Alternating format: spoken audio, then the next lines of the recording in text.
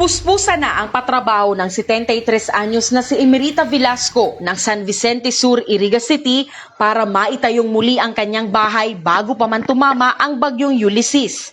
Nagiba kasi ito matapos ang pananalasa ni Super Typhoon Rolly, kaya ang lahat ng kanyang gamit, pati na ang ilang appliances tulad ng TV, nabasa ng ulan.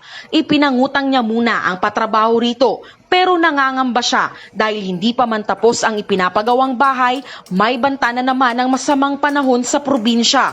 Mabuti nga di, umalis kami, pero kung hindi, sabi ko baka inilibing na kami. Tulog na naman sa ibang bahay. Problema nga ako yung mga gamit namin, lahat yan.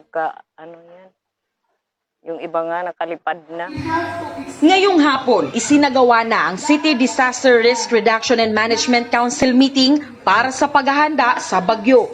Agad na ipatutupad ang preemptive evacuation ayon kay Mayor Madel. Yung pinatatakutan ko, ang mud flow, ang landslide, dakulo ng vulnerable areas. So sabi ko, mapuun na kaming ma-preemptive tonight. Pinag-prepare ta kung ano ang mga plans, strategies, ano ang gigibuhon kang BFP, PNP, so it has to be synchronized. So yaon po kita dyan, permi na mag-assist sa inda po, na kung sa ina, tinatawan lang po nin kasiguruhan na ligtas po ang tao kang syudad kan Iriga. Inihahanda na rin ang relief goods para sa mga lilikas mula sa mga delikadong barangay. It would be difficult on our part if we will give all constituents and all households every time there's typhoon.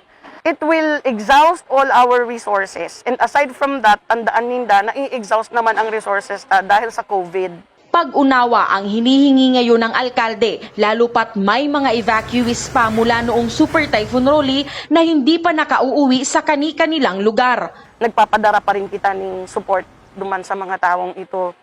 So, regarding with their houses, as of now, the ikakayanon kang city, but the DSWD came over and nag-assess sinda kang mga sira.